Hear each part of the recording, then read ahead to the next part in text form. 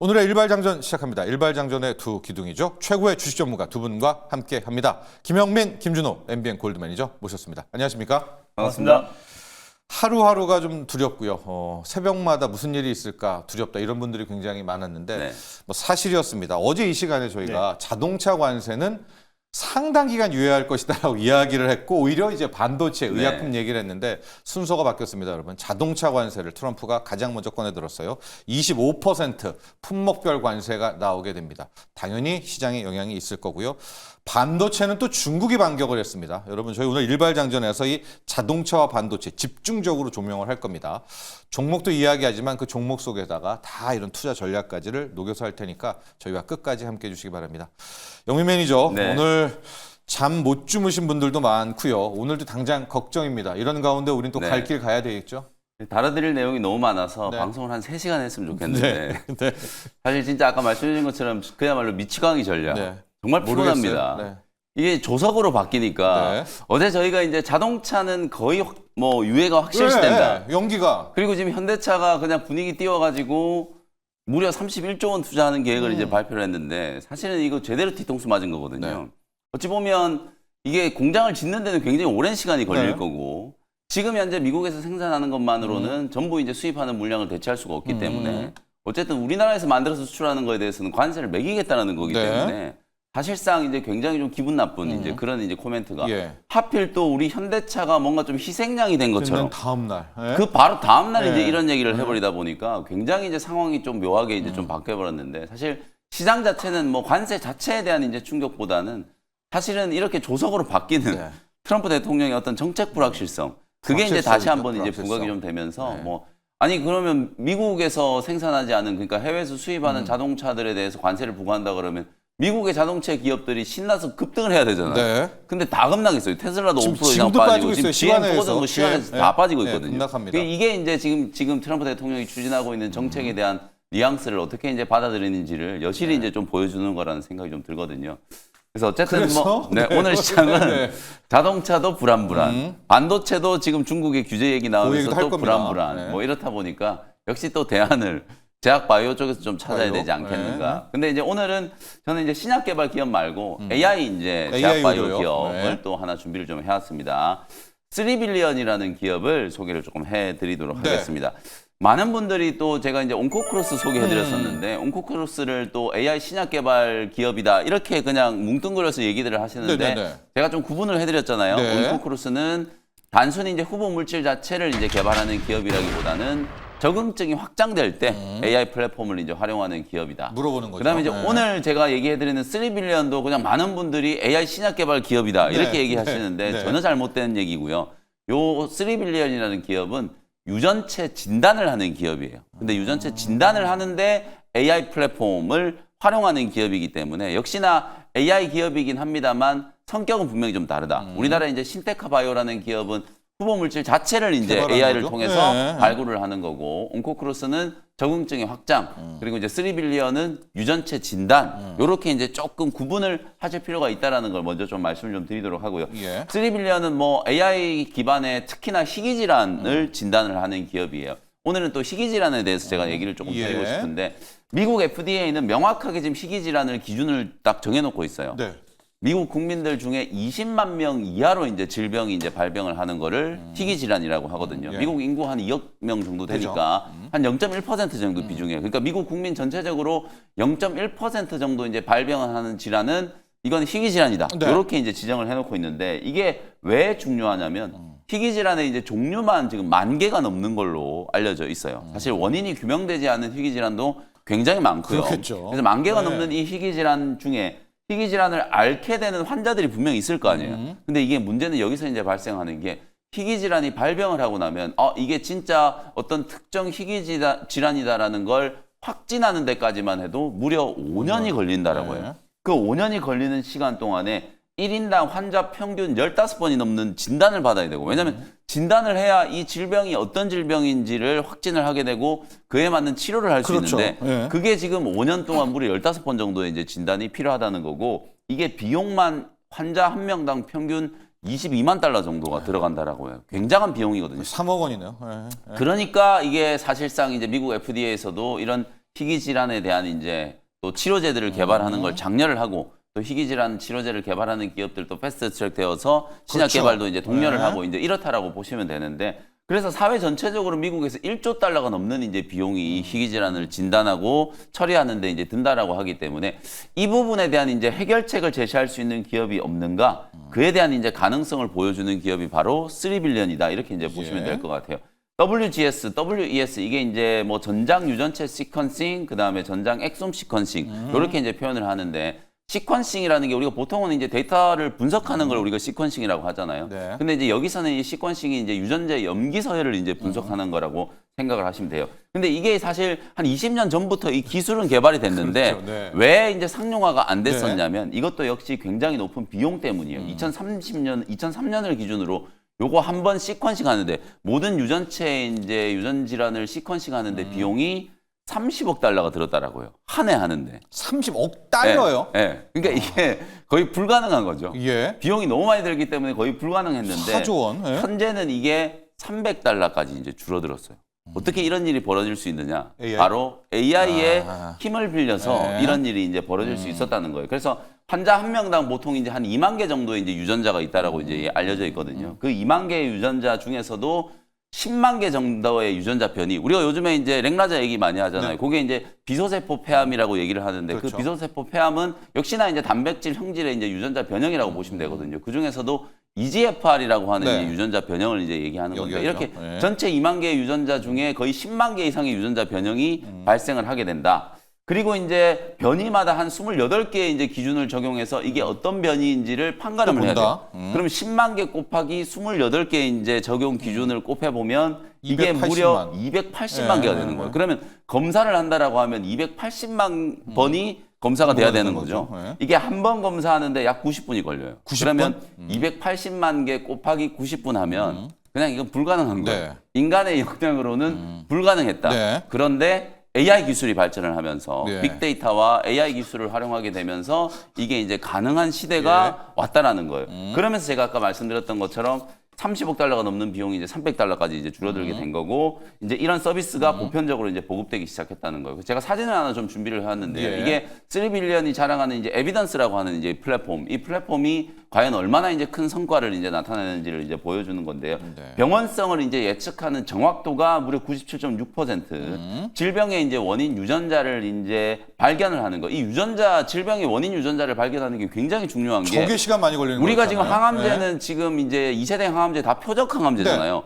그 표적을 예를 들어서 EGFR 변인데 랩 변이나 맵 변이나 엉뚱한 변이에 이제 타겟을 해가지고 항암제를 아무리 주입을 해봤자 아무 소용이 없는 거예요. 그래서 유전자 이제 변형이 원지를 질병의 원인이 되는 유전자 이제 변이를 찾아내는 게 굉장히 중요하다고 볼 수 있거든요. 그 확률도 무려 98.1% 정도로 굉장히 이제 정확도를 이제 높은 정확도를 이제 자랑을 한다라는 거예요. 그래서 이런 이제 서비스를 실제로 우리나라뿐만 아니라 미국을 중심으로 전 세계 70개 국가에 지금 수출을 하고 있고 전체 매출의 한 70% 정도를 해외에서 지금 달성을 하고 있다라는 거예요. 근데 미국 내에서도 분명히 이런 기업이 있을 거 아니에요. AI가 가장 많이 발전해 네. 있는 이 미국에서 이런 기업이 없을 리가 없죠. 그래서 미국은 GenDX라고 하는 대표 기업이 있어요. 요 기업이 전체 이제 유전자 홀 지놈 이제 시퀀싱 아까 네. 제가 말씀드렸던 WG 이제 S라고 하는 요 서비스를 이제 진행하는 기업이 이제 GenDX라고 하는 기업이 있는데 요 기업이 전체 유전자를 한번 시퀀싱 하는데 들어가는 비용이 한 2,500달러 정도. 그래도 옛날에 비하면 굉장히 많이 줄어든 네, 거죠. 예. 그런데 3빌리언의 지금 에비던스는 한 번 이제 유전자 검사하는데 990달러.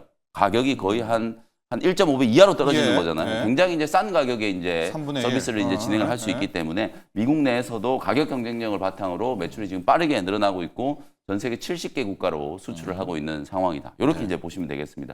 이렇게 이제 설명을 좀 드리면 이제 3빌리언이 어떤 일을 하는 회사인지를 네, 대충 좋았어요. 여러분들이 좀 인지를 하실 수 있을 거라고 보고요. 차트 보면서 이제 설명 좀 드리도록 하겠습니다. 이 작년 11월 달에 이제 상장됐던 기업인데 사실은 신규 상장 기업은 맨날 이제 오버행 이런 얘기들 많이 하잖아요. 그래서 3개월 오버행 이슈가 이제 지나갔기 때문에 오버행 물량에 대한 부분들은 당장은 크게 걱정하지 않으셔도 된다. 한숨 돌렸다. 그러니까 오히려 최근에 이제 추세가 연초 이후에 꾸준하게 이제 우상향 패턴이 좀 만들어지면서 장기 평이 조금 이제 밀집이 좀 되면서 한 번 더 이제 발산을 할 수 있는 그런 이제 그림이 만들어졌다라고 보시면 될 것 같고요.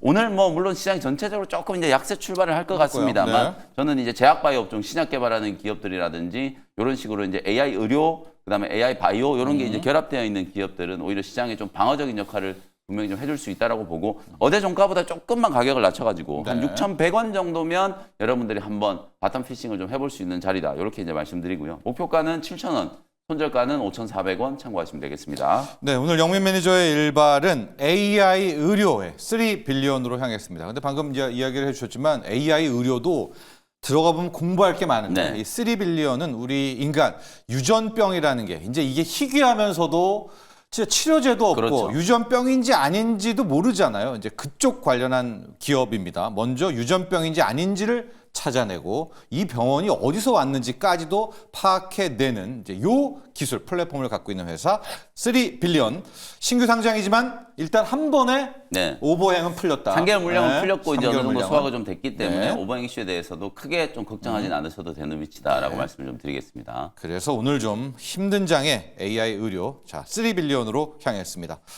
그리고 아마 많은 분들이 지금도 글도 올라오고 계시는데 이 자동차 관세부터 이슈를 다뤄봐야 될 것 같아요. 셀님이 미국은 정책 발표할 때 트럼프 혼자 생각하고 바로 말하나요? 어떻게 저렇게 계속합니까? 자 준호 매니저 네. 자동차 관세 25%. 근데 지금 제가 왜 헷갈리다고 하냐면 그러면서 상호 관세는 또 맞습니다. 갑자기 관대할 거라고 얘기했다가 맞아요. 또 중국은 깎아줄 거라고 얘기했다가 이게 세 개가 다 맞습니다. 완전히 뒤죽박죽인데 자동차부터 가보도록 하겠습니다. 네. 미국에서 생산하지 않으면 네. 모든 차는 영구적으로 25%. 맞습니다. 뭐 다행인 거는 그래도 자동차 부품은 이번에 부가 대상에서 제외가 된 것 같아요. 그래서 완성차를 기준으로 이제 관세를 매기는 건데 왜냐면은 이제 GM도 포드도 이제 네. 멕시코랑 캐나다에서 부품을 조달하기 때문에 네. 부품은 자동차 부품은 일단 부가 대상 제외고 완성차 기준인데 조립. 이제 생각보다 매우 관대해서 놀랄 것이다라는 발언이 바로 어제만 하더라도 지금 현대자동차 정의선 회장 앞에서 현대차는 이제 관세 면제다라고 좀 언급을 하고 다음 날 모든 이제 그 수입차에 대해서는 네. 관세를 매기겠다라고 하니까 너무 혼란스럽잖아요. 상호 관세는 또 안 한다고 하다가 또 매기고요. 맞습니다. 유연하다고 그렇죠. 하다가. 맞아요. 네. 그래서 일단 그 부분에서 어떤 이제 발언이 나올지 네. 상호 관세를 이제 발효를 하면서 실질적으로 또 이제 뭐 현대차라든지 아니면 그 미국 현지 내에서 생산을 하고 있는 기업들 아니면 미국 기업들과 같이 협력해서 마치 GM과 현대 같은 경우는 MOU를 체결해서 완성차를 GM에서도 생산을 해내잖아요. 예. 그러니까 이렇게 지금 이제 노력하고 있는 기업들은 충분히 관세 면제 혜택을 주고 그렇지 않고 미국에서 아예 생산 활동을 하지 않는 모든 기업들은 관세를 부과하지 않을까. 왜냐면은 트럼프도 아무리 뭐 미치광이 전략이라고 하더라도 네. 바로 전날에 관세 면제라고 했다가 다음날 바로 그냥 그 외국에서 네. 오는 그 수입차들은 다 관세를 매기겠다고 하는 매긴다고 거는 했다가. 사실상 뒤통수를 친 거나 마찬가지이기 또 때문에 관대하다고 했다가. 맞습니다. 또 상호 관세? 관대한다고 했던 부분들은 오히려 이제 미국 현지에서 앞으로 이제 생산 계획을 발표하거나 네. 아니면 미국 내에서의 어떤 투자를 하거나 이런 기업들은 그래도 면제 대상에서 포함되지 않을까. 그래야지 오. 그렇게 해야 이제 앞으로 투자 길이 열리잖아요. 그래서 오. 많은 이제 그 기업들도 미국에 투자하겠다. 그래서 마치 스타게이트 발표처럼 미국 내에 언제까지 어느 정도의 규모로 투자를 갖고 언제까지 완공을 하겠다. 그럼 그 결국에 사실 아직까지 첫 삽을 올해 안에 뜨겠다라고 하는 기업들은 결국에 관세 면제 대상에 포함되지 않을까. 그러니까 굉장히 매우 관대해서 놀랄 것이라는 발언 자체가 어저께 사실상 바로 호떡 뒤집듯이 하루 만에 어떻게 입장이 바뀌었다고. 복선이다. 네, 맞습니다. 복선이다. 입장이 바뀌었다고 보고 있지는 않고요. 네. 그래서 어느 정도 이제 관세 리스크로 인해서 오늘 자동차 섹터라든지 전반적인 시장 분위기는 조금은 흔들리겠지만 사실 자동차 섹터야말로 사실 트럼프 당선과 동시에 가장 이제 관세 폭탄의 큰 리스크 또 그리고 가장 큰 악재로 이제 적용되면서 큰 조정 흐름이 나와줬고 현대차는 냉정하게 봤을 때 굉장히 준비를 잘했어요. 네. GM과의 어떤 MOU도 있지만 이미 지금 한 3년, 4년 전부터 현대차, 메타플랜트 아메리카도 그렇죠. 이미 바이든 지금 때부터 투자했습니다. 맞아요. 네. 이미 지금 준공식도 이제 맞춘 예. 상태이기도 하고 투자도 지난번에 30조, 이번에 또 30조. 30조. 이게 어느 정도 큰 규모냐면 사실 기가팩토리, 또 지금 베럴리 기가팩토리를 짓는데 8조가 들었어요. 근데 지금 현대차가 지난번에도 30조, 이번에도 30조를 60조를 투자한다라는 거는 정말 막대한 투자였고 굉장히 지금 트럼프 2.0 시대의 가장 모범 사례, 그러니까 트럼프가 가장 원하던 부분이 아니었나라고 보고 있습니다. 그래서 일단 4월 2일부터 이제 발효는 하지만 어느 정도 좀 관대하게 나올 가능성이 좀 높다라고 좀 보고 있고, 그래서 트럼프가 지금 원하는 어떤 소정의 목적들을 달성하려면은 결국 이제 많은 글로벌 완성차 업체들과 제조 기업들이 미국 내에서의 어떤 투자 발표만 계속해서 이어간다고 하더라도 트럼프 그 일자리도 늘어나고 물가도 안정을 찾고 또 세수 확보 차원에서도 굉장히 예. 좀 의미가 있기 때문에 그래서 계속 이렇게 매일매일 하루에도 지금 이제 밤낮이 다르게 계속 발표를 하는 것 같지만 결국 결은 같다. 그래서 위대한 아메리카 또 그리고 이제 아메리카를 중심으로 모든 일자리를 창출하기 위해서의 어떤 포석이 깔린 게 아닌가 좀 보고 있습니다. 자, 정리를 좀 해봐야 될 것 같습니다. 이제 앞서 여러분들도 지금 외신이 계속 나오는 걸 보면 좀 네. 헷갈릴 텐데요. 자동차 부품에 대해서는 백악관이 모든 자동차 부품, 네. 자 지금 보면 엔진, 뭐 카시트, 변속기, 파워트레인 다 관세를 매긴다. 그러니까 네. 완성차 부품도 매긴다라고 했는데 방금 준호 매니저 이게 무슨 얘기냐? 네. 거기에 대해서 USMC, 캐나다, 멕시코 네. 이쪽의 생산은 그렇죠. 협의를 거쳐서 빼주겠다라는 네. 또 이게 이제 헷갈립니다만 약간 캐나다, 멕시코 부품 공장은 봐주겠다. 맞습니다. 예. 네. 그 외에는 또 안 된다. 이제 이야기를 했고 준호 매니저는 이게 우리가 희망 회로를 돌리는 게 아니라 이 자동차 관세 때렸잖아요. 네. 그리고 상호 관세는 공정하고 관대할 거라고 한 얘기는 관세를 때렸다가 4월 2일 날 투자를 좀 한 국가에 대해서는 맞아요. 빼줘버리면 이게 약간 커버가 된다. 맞습니다. 뭐 그런 의도인 거죠? 네, 아니면 이제 앞으로 미국에서 이제 공장을 설립한다라는 어떤 이 그렇죠. 발표와 약속한 맞습니다. 국가들, 약속한 투자 국가들은 오히려 관세를 면제 혜택하지 않을까. 그렇게 해야지 앞으로 투자 유치도 계속 받아낼 수가 있는 건데 네. 바로 관세를 때리면 미국 내의 어떤 이제 자동차 기업들의 반발도 너무나 심할 수밖에 없는 거기 때문에 그래서 이런 부분들을 조금 더 이제 관대해서 놀랄 것이라고 하지 않았나라고 좀 보고 있습니다. 자, 영민 매니저, 이 두 개를 좀 조합해보는 이제 그런 추론까지 저희가 네. 저희들 나름대로 네. 좀 하고 있는 건데 아무리 생각해도 현대차 그룹이 뒤통수 맞은 것 같거든요. 근데 현대차 그룹을 보면 누가 투자하겠습니까? 그렇죠. 그러니까 관세는 때리되 2일 날 함께 나오는 상호 관세 때 약간 관대하게 대해준다. 희망을 한번 걸어볼까요? 사실 이런 이제 불쏘시개 역할을 일본 기업들이 했었어야 되는데 현대차 이제 정의선 회장이 소위 말해서 이제 좀 총대를 메고 가장 먼저 이제 현지 공장이 대규모 투자를 이제 했죠. 발표를 함으로 인해서 분명히 뭔가 어드밴티지를 좀 받아야 돼요. 그렇죠. 그러니까 이거는 이제 트럼프 대통령의 이제 발언에 대해서도 미국 현지에서도 관세 없다 이렇게 얘기했는데 나중에 얘기를 하는 건지 아니면 지금 당장 현대차 그룹은 관세를 빼주겠다고 얘기를 한 건지 네. 요거에 대해서도 미국 언론에서 논란이 굉장히 몰라요. 많았었거든요. 네. 근데 이제 오늘 발표된 내용을 보면 어쨌든 지금 현재 시점에서 무조건 미국 외에서 생산된 자동차에 대해서는 25% 관세를 부과하겠다. 영구적으로. 영구적으로. 네, 영구적으로. 근데 다만 이게 미국 기업들한테 피해가 가면 안 되니까 미국 자동차 GM, 포드, 스텔란티스 전부 다 멕시코나 캐나다에서 자동차 부품을 이제 대부분 조달을 해오다 보니까 네. 그 부품에 대해서만 예외적으로 관세 면제를 협의를 이제 거쳐서. 해주겠다. 네. 뭐 이렇게 이제 얘기를 네. 해놓은 거예요. 그래서 일단은 사실 뭐 뒤통수를 맞은 건 맞는 것 같은데 저는 이제 이렇게 말씀을 좀 드리고 있어요. 그럼 현대차 그룹이 괜히 투자를 했나? 그건 절대 아니라고 보고요. 네. 어차피 지금 미국 현지화 전략이 가장 좀 필수적이에요. 정권이 네. 나중에 뭐 트럼프 대통령 4년 지나고 나서 정권이 바뀐다라고 하더라도 어차피 그 대통령 또한 미국의 일자리를 만들고 미국의 투자를 유치하는 게 가장 또 핵심적인 정책 공약이 될 네. 수밖에 없을 거예요. 네. 누가 되더라도. 네네. 그런 상황인 걸 감안하면은 어쨌든 미국이 세계에서 가장 큰 자동차 시장이라는 걸 중국을 제외하고 네. 가장 큰 자동차 시장이라는 걸 이제 감안을 하면은 현지화 전략이 필수적이다. 그래서 현대차 그룹은 이미 2020년부터 현대차의 현지화 전략을 굉장히 잘 써서 요번에 이제 메타 플랜트도 이제 준공식을 완료를 했고 어제요. 전기차 거의 대부분을 미국에서 이제 생산을 네. 하겠다라고 이제 지금 공식적으로 선언을 한 거나 마찬가지거든요. 그래서 어쨌든 미국은 뭐 GM과의 어떤 협력도 상당히 지금 잘 준비를 해놓은 상태고 그리고 이제 뭐 전량이 지금 다 대체되지는 않을 네. 거예요. 근데 앞으로 한 1, 2년 내에 미국에서 판매하는 물량은 거의 대부분 다 미국에서 생산할 수 있을 정도의 이제 캐파를 확보를 하게 될 됐으니까. 거라고 보여지기 때문에 단기간에 약간 노이즈가 좀 있다라고 하더라도 그래도 현대차는 굉장히 대처를 좀 잘한 게 아닌가 이런 생각이 좀 들거든요. 네. 그리고 아까 준호 매니저가 얘기했던 것도 중요한 건 어차피 우리가 이 관세를 부과할 거다라는 거에 대한 리스크를 이미 수개월 동안에 반영을 해오면서 네. 뭐 그때마다 좋았다 나빴다 바뀌고는 있습니다만 네. 상당 부분에 대한 리스크는 어느 정도 반영이 됐어요. 지금 그러니까 차 주가에. 네, 그러니까 현대차나 기아 주가가 그동안에 굉장히 네. 부진했던 거거든요. 물론 오늘은 또 조금 조정이 좀 들어올 수는 있겠습니다만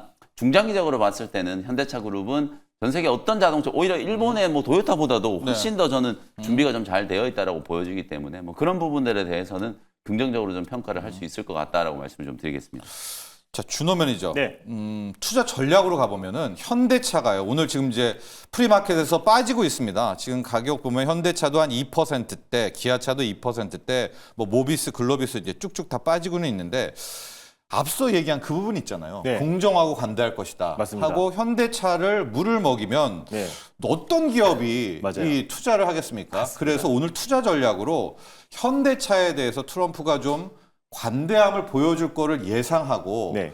오늘 뭐 개파락하게 될 경우에 한번 트럼프의 관대함에 베팅해보는 이런 투자 전략은 어떨까요? 좀 위험할까요? 아니 그 사실 현대차가 정말 피해를 받는다면 예. 트럼프의 말인 그 관대하고 또 이제 유연한 공정하고. 대처, 네, 맞습니다. 전혀 공정하지가 예, 않잖아요. 그렇죠. 오히려 치졸하잖아요. 하루 만에 갑자기 말이 예. 바뀌어버린 거니까. 그러니까 뭐 자기는 얻어버리고 그냥 외면하는 거 아니에요? 맞습니다. 근데 예. 저는 어느 정도 좀 이제 그게 하루 만에 생각이 바뀌어가지고 발표했다고 보진 않아요. 이미 어느 정도의 또 행정부와 또 이제 참모진들과의 충분한 대화를 거치고 예. 나서 발표를 했을 가능성이 높다라고 보고 있고, 결국에 그랬을 때 이미 또 이제 현대차는 가장 이제 트럼프 행정부 출범 이후에 또 그 관세 리스크의 네. 가장 모범 사례로 치켜 세우면서 그런데, 백악관의 네. 초대까지 네. 했잖아요. 그래서 그런 관점에서 저는 오히려 현대차와 같은 이제 모범 사례 기업들은 충분히 관세 면제하는 모습을 보여줘야 그 많은 다른 이제 완성차 업체들도 지금 미국 내에서의 어떤 공장을 건립하고 계속해서 미국 내에서 생산 활동을 할 가능성이 굉장히 그렇죠. 높다라고 보고 있어요. 네. 그래서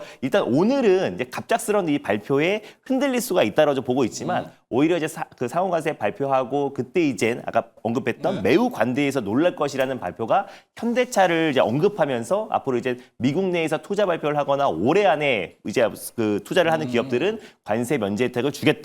이런 식으로 했을 때는 앞으로 정말 많은 투자 유치를 받아낼 수 있는 거기 때문에 제 생각도 그렇거든요. 맞습니다. 네. 저도 그래서 갑을 해주는 거죠. 맞아요. 네. 그래서 거기에 어쩌면 가장 선도 기업이 또 현대차가 될 가능성이 높다라는 관점에서 오히려 지금 오늘 그리고 4월 2일 전까지는 불확실성이 있기 때문에 큰 반등이 나오기엔 제한적이라 보고 있어요. 다만 4월 2일 전까지는 오히려 그 조정을 이용해서 우리가 현대차를 그룹주를 필두한 우리 국내 그 미국향 자동차 부품 기업들은 관심 있게 볼 필요가 있다고 보고 있습니다. 충분히 맞을 만큼 맞았고 4월 2일 오히려 그 발효가 되면은 오히려 불확실성 해소에만 본다고 하더라도 충분히 전 저가 매수가 유입될 수 있다고 보고 있어서 오히려 현대차 또 기아차 그리고 또 SL과 뭐 화신, 성호하이텍 같은 미국향, 또 현대차와 동반 진출한 자동차 부품 기업들은 오히려 매수 관점이다. 그래서 오히려 4월 2일 이후에는 오히려 자동차와 자동차 부품 섹터들이 오히려 불확실성 해소에 따른 반발 매수와 또 현대차 관세 면제에 대한 어떤 기대감 이런 부분들이 관대함을. 맞습니다. 네. 적용되면서 충분히 좀 매력적인 어떤 상승 랠리가 이어지지 않을까 보고 있습니다. 영민이죠. 테슬라 네. 이야기를 할게요. 아마 네. 트럼프도 테슬라를 많이 일론 머스크 의식하나 봅니다.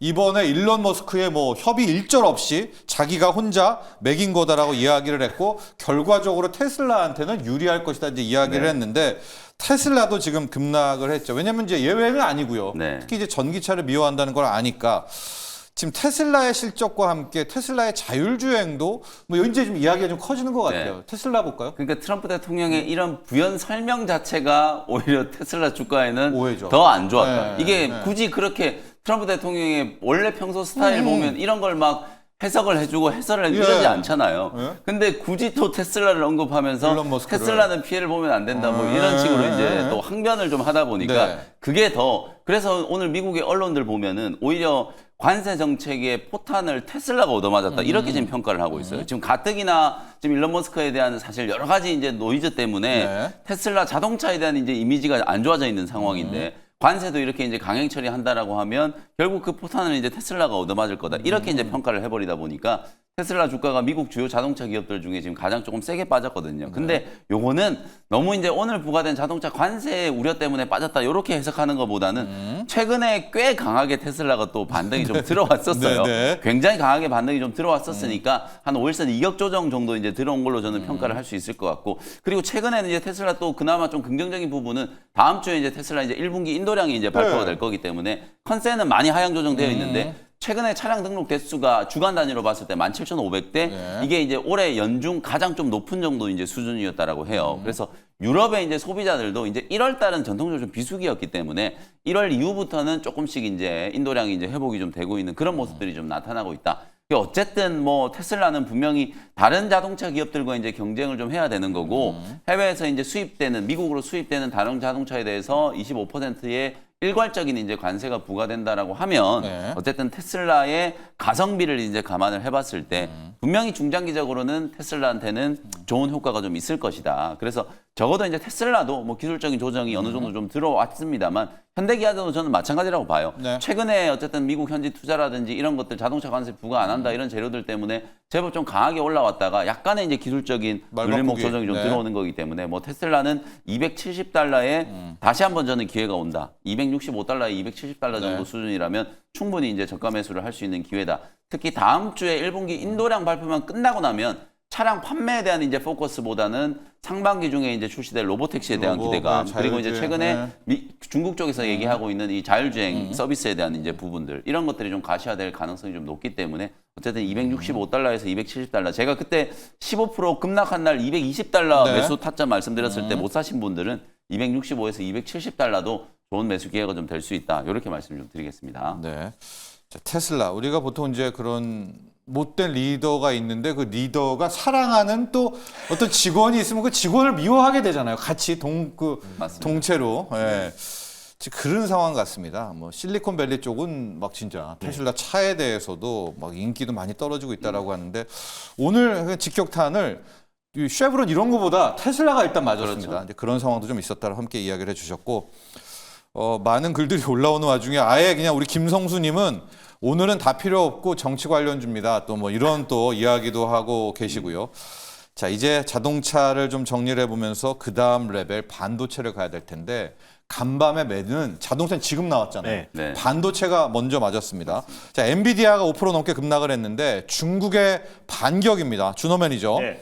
미국의 수출 규제 하는데 중국이 야, 수입 우리는 규제. 안 쫀다. 우리가 수입 규제한다. 이렇게 나와 버립니다. 맞습니다. 예. 그래서 미국에서 이제 수출 규제로 인해서 약간의 이제 반도체 업황에도 특히 엔비디아도 중국향 외출이 크다 보니까 약간 영향이 있었었는데 예. 일단 이제 중국 당국에서도 지금 알리바바를 비롯해서 중국의 빅테크 기업들이 수입하고 있는 H20 같은 20. 경우도 네. 결국에 수입을 규제한다. 네. 규제하고 있다. 그래서 파이낸스 타임즈가 네. 보도를 했는데 아직까지 확정된 보도는 아니지만 중국 쪽에서도 지금 반격에 나서고 있다라는 우려감과 또 그리고 트럼프의 어떤 상호 관세 발효가 앞으로 이제 반도체까지도 확장될 수 있다라는 우려감까지 같이 더해지면서 어제 엔비디아 주가 거의 5% 가까운 어떤 급락세가 연출되지 네. 않았나라고 보고 있습니다. 근데 일단 뭐 엔비디아 같은 경우는 중국을 제외해도 굉장히 여전히 수요가 좀 탄탄한 네. 상태이기도 하고요. 그래서 일단 아직까지 지금 자동차처럼 직접적인 어떤 이제 그 관세 발효가 나오지 않은 상태이고 공식적인 확인이 안 된 상태다 보니까 오늘의 어떤 하락은 사실 뭐 자동차뿐만 아니라 뭐 반도체 전반적인 어떤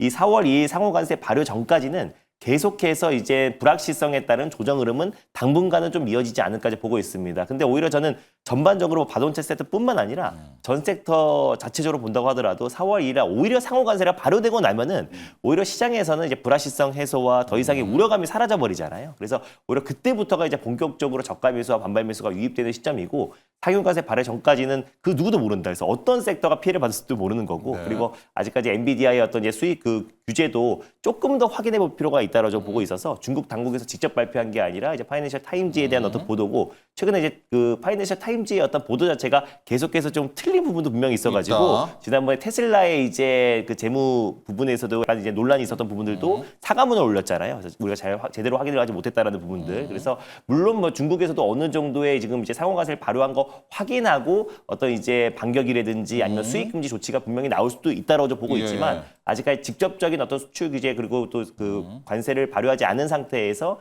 지금 중국이 먼저 움직일 가능성은 좀 낮다라고 보고 있어서 일단 오늘 반도체 섹터도 어느 정도 투심에 영향은 미치겠지만 우리가 조금 확인하자. 네, 확인하자라는 관점으로 말씀드립니다. 근데 틱톡 인수 때문에 중국 관세를 깎여주겠다. 이건 갑자기 왜 나온 겁니까? 트럼프가? 네, 이건 일단은- 모르겠어요. 이 의도를. 맞습니다. 저도 네. 근데 하루하루 계속 바뀌고 있으니까 이렇게 반격하면 더 때려야죠, 중국한테. 맞습니다. 네. 일단 근데 뭐 틱톡 같은 경우는 뭐 지난번에 내심 이제 미국 기업의 어떤 네, 이제 넘기고 싶어 하죠. 넘기고 싶어하는 네. 발언도 굉장히 많고 네. 또 내심 또 일론 머스크가 틱톡을 또 인수하기를 바라는 부분도 예. 분명히 있는 것 같아서 특정 미국에서 이익을 얻을 수 있고 미국에게 이제 그 있는 부분들은 관세를 조금 이제 유예해주거나 면제하는 부분이라서 굉장히 혼란스러워요. 네, 혼란스러워요. 자동차 부품도 아까 네. 말했던 것처럼 GM과 포드가 조달하고 있는 멕시코와 캐나다는 또 이제 제외를 시켜버린 협의하에. 거니까 네. 그래서 틱톡 같은 경우는 미국 기업이 인수하기를 좀 원하고 있는 것 같고 실제로 이제 미국의 뭐 유명 유튜버도 뭐 틱톡을 인수하겠다라고 직접 언급하기도 했었었고 또 일론 머스크도 틱톡 관련된 언급이 있었기 때문에 일단 틱톡 쪽에서는 이제 관세를 좀 유의할 가능성이 높고 그래서 일부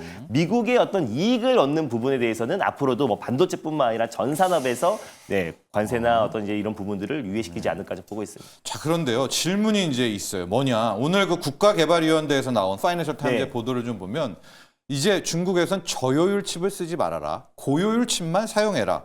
그러면서 H20을 이제 수입하지 않겠다 이렇게 나온 건데 영맨 매니저 정말 H20 없이 엔비디아의 칩 없이 그저께 마윤 회장이 말한 것처럼 중국의 AI 칩이 지금 있습니까? 그걸로 생성형 AI를 만들 수가 있나요? 이게 없죠. 이제 이게 무슨 네. 말인지를 잘 만약에 그게 이해가 안 되는 방금 거예요. 보도 나온 그게 맞다면 진짜 엔비디아에는 빅 호재인 거죠. 왜냐하면 가격이 싼 H20을 이제 쓰지 말고 그보다 더 비싼 칩을 쓰라는 얘기잖아요. 그러면 블랙엘이든 예. H100이든 이걸 쓰라는 얘기잖아요. 근데 그러면 수입 안 수입이 되잖아요. 금지가 되어 예, 있는데 수출 사실상 금지잖아요. 우회해서 지금 계속 중국이 예. 갖다 쓰고 있는 상황이기 예. 때문에 만약에 저 보도가 맞다면 이건 엔비디아한테 정말 호재죠. 근데 이제 왜 이게 오늘 악재로 작용을 했냐면 중국이 이제 미국에 맞서서 본격적으로 이제 대응 카드를 이제 내놓기 시작했다. 예. 보복 카드를 내놓기 시작했다라는 점에서 이제 우려를 좀 낳고 있는 거예요. 실제로 지금 알리바바도 마찬가지고 지금 중국 내에서는 소위 말해서 이제 자력 부강. 예. 이거 북한에서 많이 하는 얘기거든요. 예.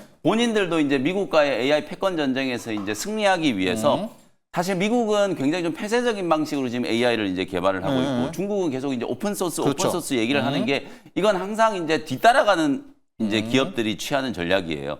그러면서 이제 파이를 빨리 키우고 이제 선발 주자를 이제 추격을 하겠다는 이제 의지를 좀 보이는 거거든요. 중국 입장에서는 지금 어쨌든 미국과 객관적으로 이제 비교를 해봤을 때 AI 기술 역량에 대해서 상당히 많이 떨어져 있어요. 오늘 새벽에 UBS가 미국 AI 기업들이 중국 기업들을 상대로 결국은 승리할 수밖에 없는 세 가지의 명확한 이유를 제시를 해놨어요. 그게 첫 번째가 더 높은 자본 지출. 사실 지금 중국이 쓰고 있는 것과 미국 빅테크 기업들이 쓰고 있는 캐펙스의 규모 자체가 비교가 안 될 수준으로 미국이 굉장히 많다. 그리고 미국은 상당히 오랜 기간 동안에 R&D에 대한 투자를 해왔기 때문에 AI에 대한 이제 인프라 그리고 이제 수직 계열화가 굉장히 좀 잘 되어 있다라는 거. 그리고 이제 마지막이 우수한 이제 수익화 역량. 결국은 돈을 벌 수 있어야 되는데 중국이 지금 이 오픈 소스 방식으로 사실 도전적인 실험적인 도전을 하고 있습니다만 이게 과연 다 풀어놓고 나중에 돈을 벌 수 있을 것인가? 본인들이 투자해놓고 얼마나 많은 이제 과실을 얻어갈 수 있을 것인가에 대한 이제 의문이 남아 있다라는 걸 이제 문제 제기를 한 거거든요. 그러니까 결국 미중 간에 지금 AI 패권 전쟁을 하는 과정에서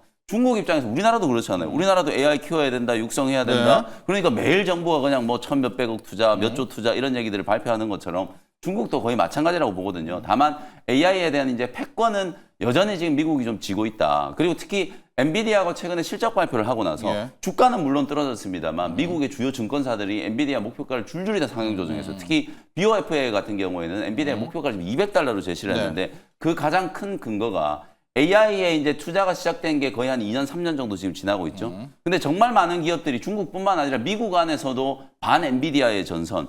엔비디아가 AI에 대한 이제 과실을 독점하고 있으니까 야, 우리도 자체적인 AI 칩 개발하자. AI 가속기 우리도 만들어 보자. 이걸 지금 2, 3년째 하고 있는데 되고 있습니까?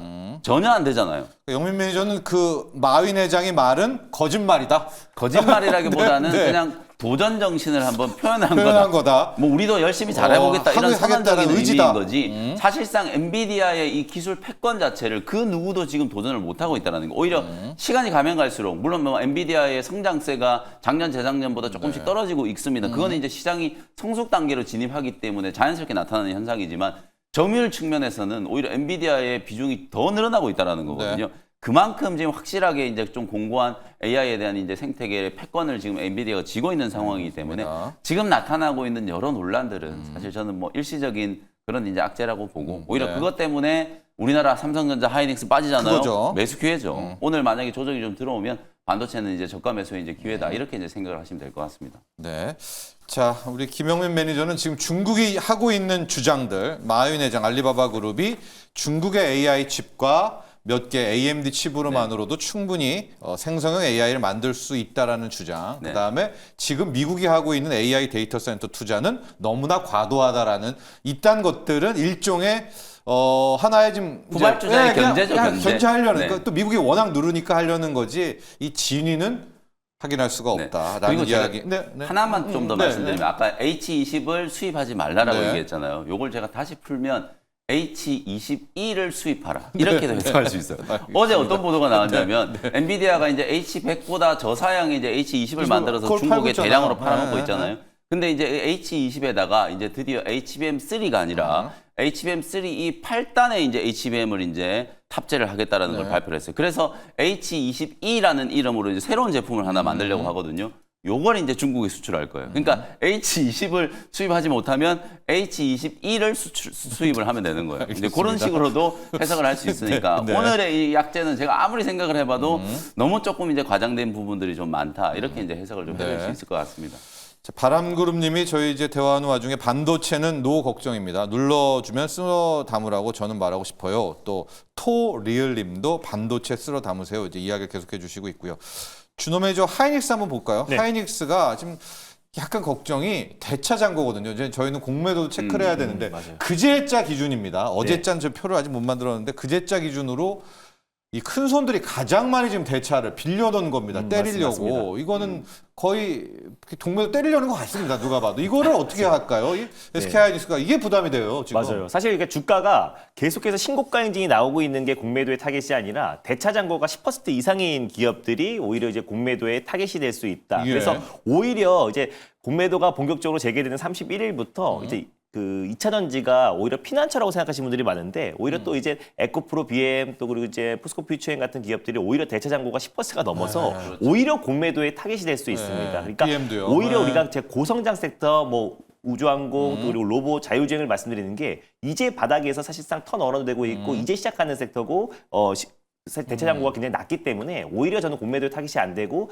더 강하게 올라갈 수 있다고 말씀드린 거고 SK 하이닉스 같은 경우는 당연히 또 이제 특히 AI 반도체의 가장 대표 기업이다 보니까 공매도 비율은 항상 높았다. 그래서 그런 관점에서 너무 크게 걱정하실 필요는 없다라고 보고 있고 다만 이제 주가 상타력이 계속해서 이어진다고 했을 때는 공매도가 타깃이 돼도 오히려 쇼커버링에도 들어올 수가 있어요. 근데 다만 이제 SK 하이닉스의 어떤 움직임 자체가 엔비디아와 굉장히 그래서 유사하게 그런 따라갈 거죠. 수밖에 없기 네. 때문에 전반적으로 이제 엔비디아가 지금 최근 같은 어떤 움직임과 또 조정폭이 좀 크게 나와준다고 했을 때는 아무리 잘난 SK 하이닉스도 투심이 꺾일 수밖에 없는 거거든요. 그래서 이런 부분에서 일단 엔비디아가 굳건하게 받쳐주고 있고 또 그리고 이제 HBM4까지도 결국 SK 하이닉스의 독점 체계가 계속해서 유지된다라는 게 다시 한번 확인된다고 했을 때는 결국에 이제 공매도가 재개된다고 하더라도 그 피해는 제한적일 수밖에 없고 오히려 더 강하게 올라갈 수밖에 없다라고 보고 있습니다. 다만 엔비디아 주가 자체가 크게 흔들리거나 지금 이제 중국의 어떤 수출 그 수입 규제 그리고 미국의 어떤 수출 통제 이런 것들이 계속해서 이어지고 실제로 그게 실적으로 또 성장률 둔화로 계속 이어진다고 했을 때는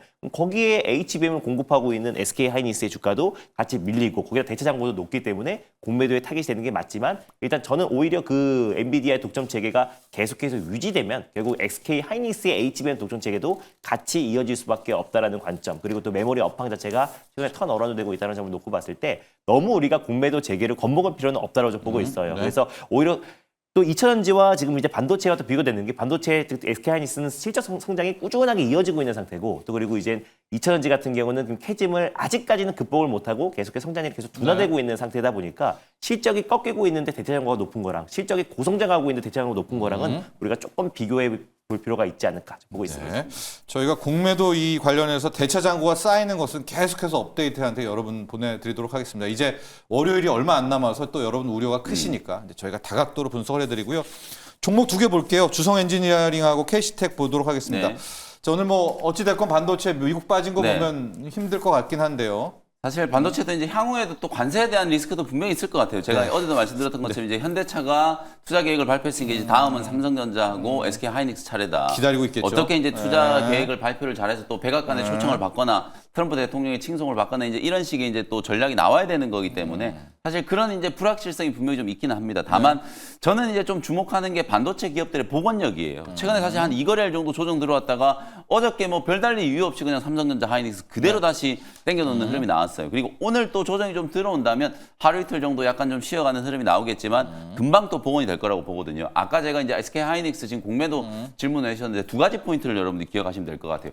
대차 잔고가 쌓여서 공매도가 나온다라고 해서 그게 무조건 주가의 하방 요소라고 볼 수는 없어요. 왜냐하면 우리가 이론적으로 봤을 때 이제 공매도 포지션을 잡아놓는 거는 그만큼 패시브 자금의 현물 매수 가능성이 더 커지는 거거든요. 네. 그러니까 공매도가 전면적으로 제기됐을 경우에는 오히려 하이닉스의 공매도 포지션을 잡아놓는 건 해치 포지션이고 네. 현물에 대한 이제 레버리지는 더 커질 수 있다라는 거거든요. 네. 그게 이제 사실 대차 잔고가 늘어났다라고 해서 무조건 주가가 빠진다 이렇게 이제 생각하지 않으셨으면 좋겠다라는 포인트고요. 그다음에 이제 또 하나는 SK 하이닉스 주가가 엔비디아하고 원래 연동이 됐었어요.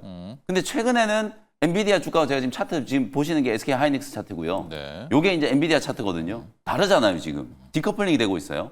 이 디커플링이 되는 이유가 뭐냐? HBM 때문이 아니라 레거시 때문이에요. 네. 최근에 삼성전자와 하이닉스 주가 흐름이 그래도 좀 돋보이게 상승 흐름이 좀 나왔었던 건 레거시 업황 회복에 대한 이제 기대감이 있기 때문이라고 볼 수 있는 거거든요. 네. 그러니까 주성 엔지니어링이라든지 KC텍 같은 이런 기업들은 제가 업황이 회복되면 분명히 이런 주요 메모리 기업들의 캐펙스가 늘어난다. 그리고 오늘 마이크론 테크놀로지는 가격 인상 공지를 고객사들한테 띄웠거든요. 이제 실제로 본격적인 이제 가격 회복, 낸드는 이미 가격 인상한다라는 네. 걸 발표를 했었고요. 그런 식의 이제 흐름들을 본다면 오히려 반도체 장비 기업들은 업황 회복에 대한 이제 낙수 효과를 기대할 수 있는 거기 때문에 주성 엔지니어링 뭐 전공정의 가장 핵심적인 네. ADL 이제 증착 장비 하이닉스 만드는 오른팔이죠. 기업이고 네.